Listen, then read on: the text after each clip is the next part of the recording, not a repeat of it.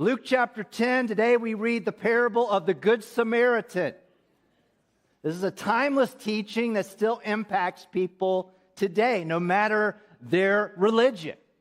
People are still talking about what Jesus taught 2,000 years later. I think he had an impact. We have hospitals, we have clinics, we have charities named after this parable here in Luke 10. We even have Good Samaritan laws, which allow you to actually help an injured person imperfectly without fear of being sued for doing it. So before we dive into the parable, backstory is vital. We're going to look at the backstory here. Jesus is going up to Jerusalem. He will be rejected, crucified, and then he will rise from the dead. So he's on his way to Jerusalem, and Luke really does an excellent job to make some points, some key points about his teaching, about who he is, what he represents, what he wants us to do as we head toward the cross, as we head toward Jerusalem. Last week, we read about the 72 disciples that Jesus sent on a mission of good news.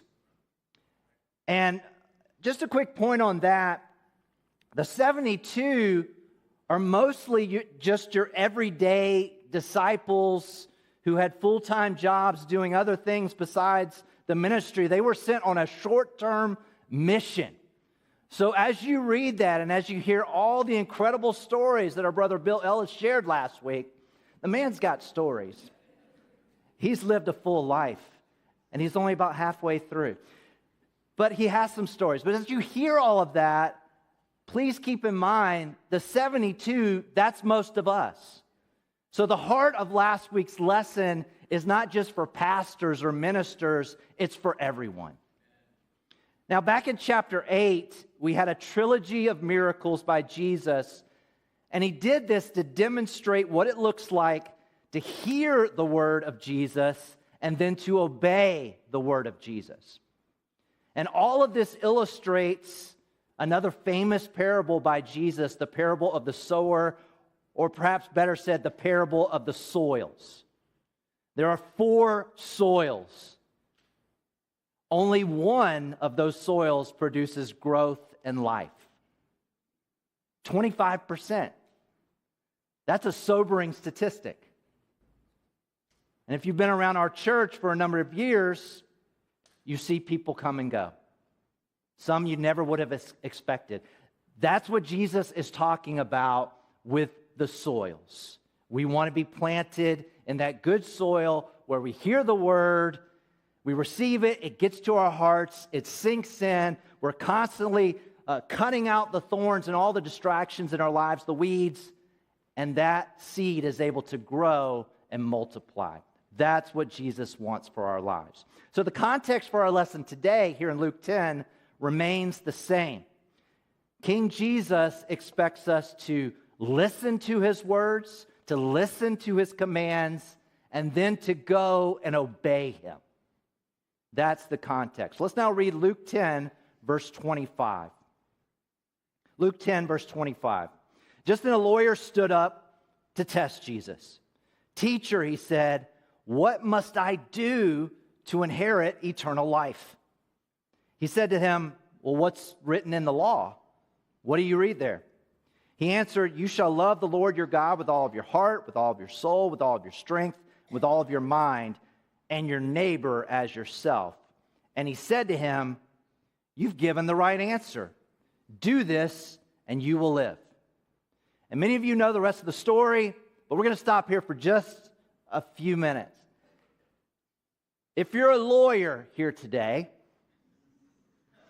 or if you have a close friend or family member who is a lawyer, no offense, but here it comes. You got to think about, how would you feel if you were constantly cross-examined by lawyers for 3 years? Welcome to the life of King Jesus. So many judgy people always testing him, always seemingly put on trial. And even though it's a trap the lawyer here does ask a very good question. What must I do to inherit eternal life? And I imagine Jesus will ask this question many, many times. It happens again later in Luke in chapter 19. What must I do to inherit eternal life? Such a question, that again, the repetitiveness, it becomes cliche in a sense. It's like the interview they do at the end of the second quarter of the football game, and we're going into halftime, and the reporter goes up to the coach, and you know the cringy question that's coming. They cannot invent anything new. What are you going to tell the team at halftime, coach? Well, if they're losing, it's like, well, we got to play better. I'm not going to give my strategy to you. If we're winning, we're going to keep doing the same thing. And that person has a high-paying job to ask that same question. What must I do to inherit eternal life? So I give Jesus credit here for a lot of things, a ton of credit here, because we never see him lose his cool. He never gives the same formula as an answer to this question either. We would want a formula. We would want 5 steps to salvation. And for those trying to test him, he never gives a direct answer. Typically, he will respond to a trick question with another question. And we see that in verse 25. The question is basically, what do I got to do to get to heaven? And Jesus says, well, what's written in the Bible? What do you see there in the Bible? And the expert in the law gets it right, because he knows the answer to this question. He studies the law. He's an expert in the law. He knows the answer to his own question. It's a combo of the Shema in Deuteronomy 6 and Leviticus 19:18. In summary, we must love God and love people. Simply said. So in verse 28, Jesus says, you got it right. Now go do it, and you will have eternal life. The key point here, it's not enough to have the right answer. It's not enough to have the right doctrine. It's not enough to go to the right church. To underscore the theme since chapter 8, one must do what Jesus commands to inherit eternal life. There's the knowing, then there's the doing. That's how Jesus works. So the main reason I stopped in verse 28 is this is where this could have ended. Right? The lawyer asks the question, Jesus answers it, or he answers it, and actually he goes back and asks him another question, and then the man answers correctly, and Jesus says, well, just go and do it, and you will have eternal life. It could have ended right there. We could be done. But as you may guess, it's the doing that the lawyer wants to now argue about. So let's continue in chapter 10, verse 29. Wanting to justify himself, he asked Jesus, and who is my neighbor? Verse 30, Jesus replied, a man was going down from Jerusalem to Jericho, and he fell into the hands of robbers, who stripped him, beat him, and went away, leaving him half dead. Now by chance, a priest was going down that road, and when he saw him, he passed by on the other side. So likewise, a Levite, when he came to the place and saw him, he passed by on the other side. Verse 33, but a Samaritan, while traveling, came near him. And when he saw him, he was moved with compassion. He went to him, bandaged his wounds, having poured oil and wine on them. Then he put him on his own animal, brought him to an inn, and took care of him. The next day he took out 2 denarii, gave them to the innkeeper, and said, take care of him, and when I come back, I will repay you whatever more you spend. Verse 36, which of these 3 do you think was a neighbor to the man who fell into the hands of robbers? He said, the one who showed him mercy. Jesus said to him, go and do likewise. So back to verse 29, this conversation continues because the expert in the law wanted to justify himself. So he says, who is my neighbor?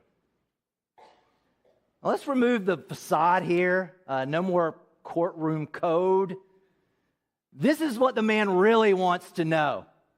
Jesus, who is my non-neighbor? Jesus, from whom may I safely withhold my love? Who are the exceptions to this? That's what he wants to know. Because he wants to justify himself. He wants to be right with God. He wants eternal life. So he wants a back door. And I tell you what, I know me. I'm not always self-aware, but this one hits home for me. I want to know the same thing as this guy.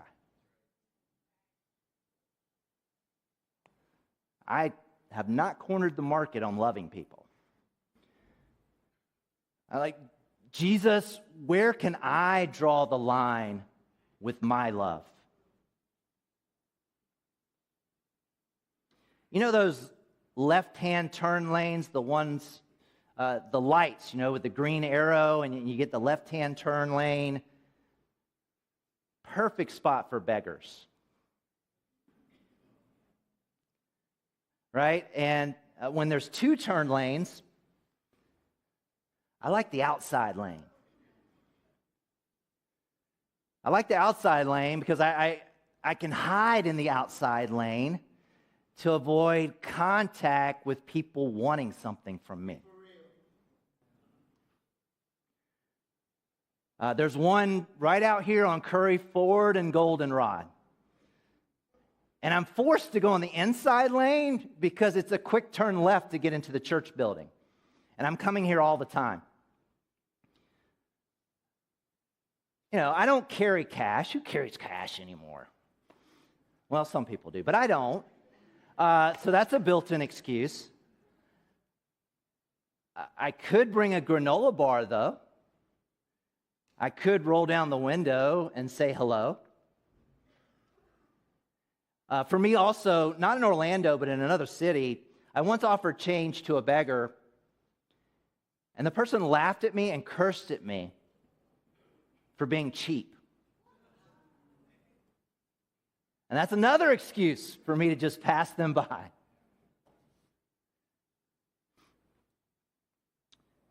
Who is it safe not to love? I mean, I love the different neighborhoods that I've lived in over the years. We've moved around quite a bit, but of course, there's always that one neighbor. I hope that's not you. Don't be that guy. There's always that one neighbor, no matter where we've lived, that's impossible to please, no matter what we do. What is your problem? We're living in a society here, okay? And you can't run away from that person. They live on your street. You have to see them all the time. And, I could pretend not to see them. I've done that. And I would want to justify myself for doing that. I don't know about you. Who do you feel justified not to love?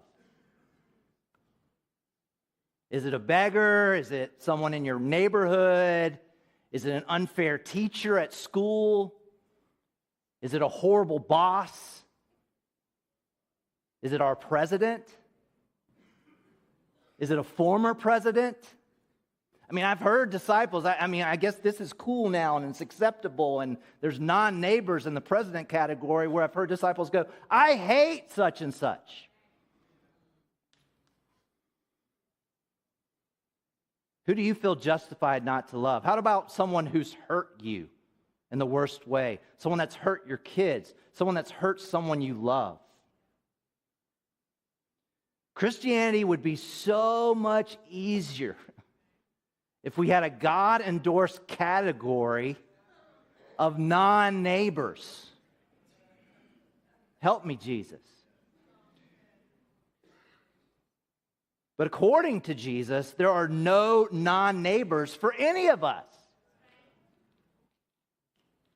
But Jesus, you don't understand my situation. What about Jesus refuses to argue with us. He refuses to argue with this lawyer, so he tells a story. In verse 30, he says, a certain man gets robbed, stripped, beaten, and left for dead in the ditch. Is this man worthy of help? We don't know. We're not supposed to know. By design, Jesus leaves out his nationality. Jesus leaves out his history. His religion is vague. Is he a good guy? Did he deserve this? We don't know. We don't need to know. He's simply a human being made in the image of God, half dead on the side of the road. So the priest sees him in verse 31. He passes by on the other side. A Levite, which I guess you could say is a mini priest, so to speak, in verse 32. He also sees him. He keeps on walking. Next, what would happen here, and maybe this was a well-told story, and Jesus changed the punchline. He twisted it and shocked them with this. They may have known the story, but what we would expect if we're in the audience that day is that the hero of the story would be an everyday member of Israel. It wouldn't be someone in authority that we don't trust. It's not a hypocritical leader. It's just a normal dude like me is actually going to come save the day. But in a stunning twist, it's a Samaritan. Instead of passing by the man, it's the Samaritan that comes close to him because he is moved with compassion. He bandages his wounds. He pours oil and wine on his injuries. He puts him on his animal, meaning he's going to have to walk the rest of the day, maybe multiple days, and he pays for him to stay at the inn. The Jews and the Samaritans hating one another is a constant theme in the four Gospels. And Jesus is doing his best to annihilate those boundaries and relationships. And to better understand the history behind all of that, you can study the handout that the ushers gave you. Yeah, I still give handouts. I guess I could give a QR code. A few weird looks at me today when I made all these copies. But hopefully it's helpful to you to get some context. But they hated one another. Now we build a bridge to 2025. In our world today, I don't know if you've noticed, but there is no room for friendly disagreement. None. We take everything personally. Everything. Are you with me or are you against me? That's what I want to know. There's no gray. It's only black and white. Where do you stand on this issue? If you disagree with me, you must be ignorant. You are toxic. We will separate. No more discussion. You are my enemy. Where's the compassion? Remember the lawyer's question in verse 29. He says, who is my neighbor? And I love in verse 36, Jesus brilliantly shifts the question to this. Who did the neighboring? Who did the neighboring? Verse 26, Jesus completely changes the conversation with this question. The lawyer must now become the man in the ditch. Instead of worrying about who his neighbor is, suddenly he becomes the man in the ditch. Not only that, you and I are now the person in the ditch with this question. Who did the neighboring? Oh, well, you have to go to the ditch to see that.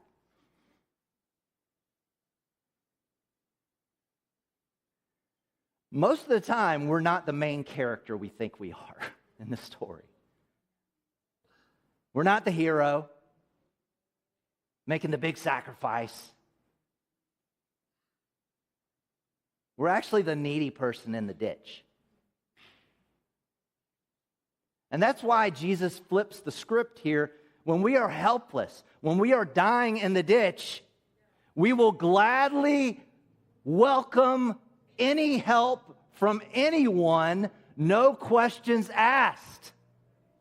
If I am dying and desperate in the ditch, I don't care if you're Republican or Democrat or where you stand on this issue and that issue. I just need someone to help me. Love me. Who did the neighboring? That's what Jesus wants to know. I want to share this quote with you. It is from down in the ditch, beaten and half dead, that we need to contemplate the question of who our neighbor is. Think on that. It's from down in the ditch, when we're beaten and half dead, that we need to contemplate the question of who our neighbor is. The type of person you avoid, the type of person you dislike or even hate, that person may be your caregiver one day. We see in verse 37, the lawyer can't even bring himself to say the word Samaritan. He answers, the one who showed mercy. The one. And Jesus says to him, and he says to you and me today, go and do likewise. And that's the expectation. We must do what King Jesus teaches. Loving God means loving people. No excuses, no exceptions, no limits. He's already said this in the Sermon on the Plain in Luke 6. Love your enemies and pray for them.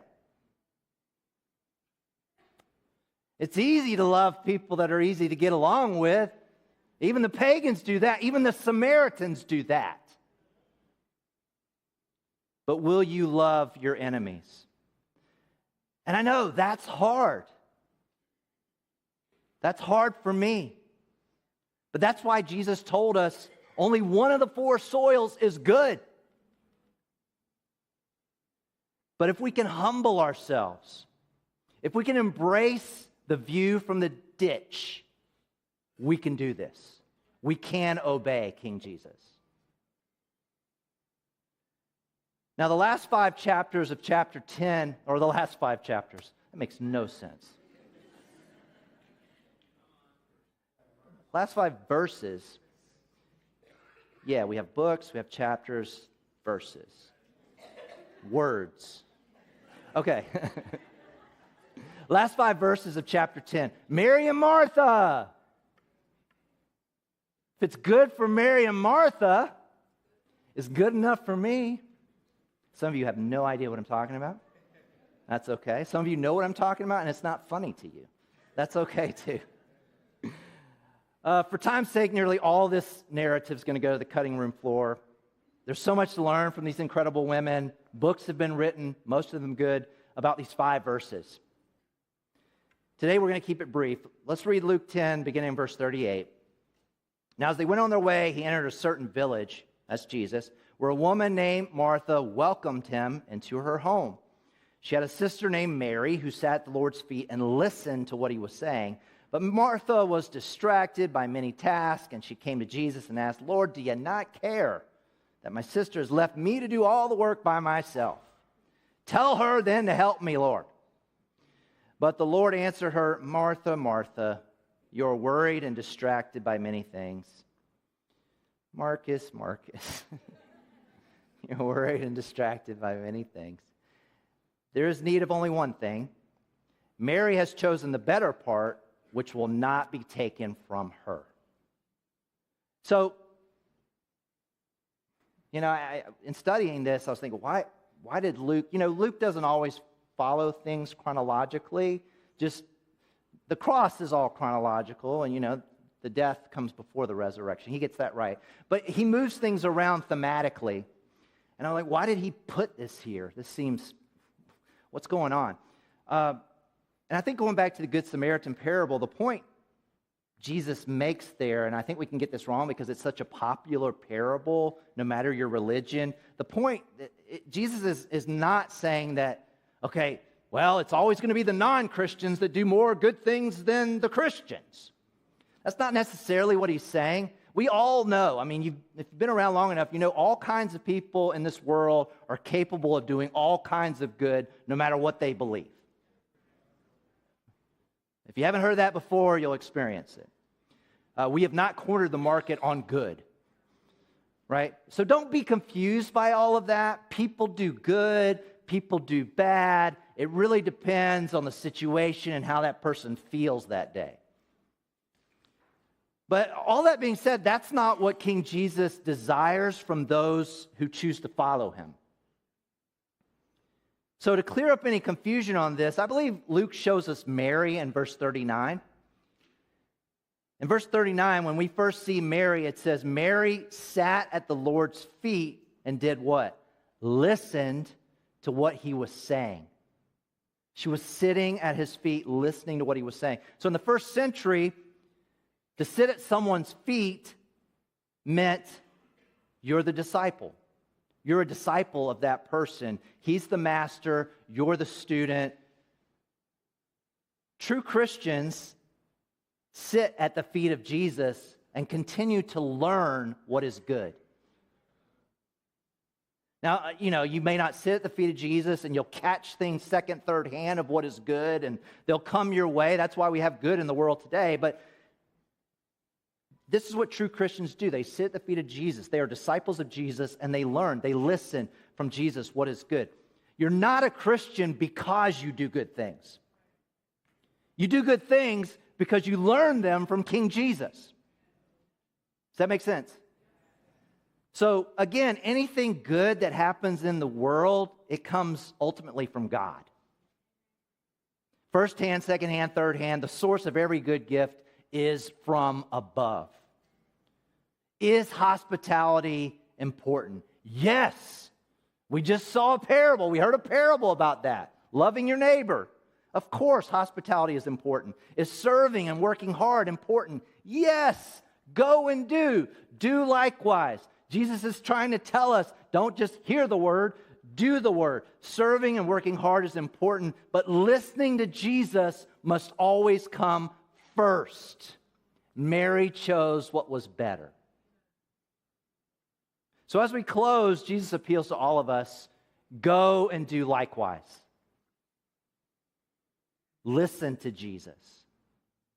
Never stop learning from Jesus.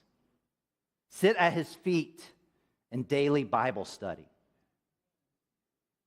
For some, it's to learn how to become a follower of Jesus for the first time. And there are people here that can help you with that. Christianity is not a label. It's a lifestyle. Number 2, go to the ditch. This is for all of us. This is what will keep us in that good soil.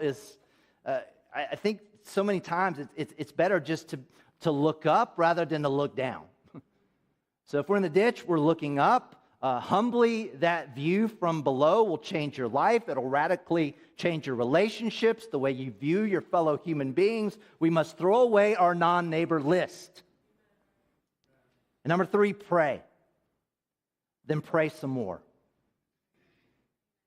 What Jesus is asking of us is supernatural, but God will help us. Nothing is impossible for God. More on prayer the next 2 Sundays. If you go and do likewise, the rewards, the end game, the rewards are more than you could ever ask for or imagine. If you go and do likewise. Jesus promises you will bear much fruit. Jesus promises you will shine like the light of the noonday sun. Jesus promises when you obey him, you are his brother or his sister. And Jesus promises you this, you will inherit eternal life. Our best days as Christians are right in front of us. Thank you.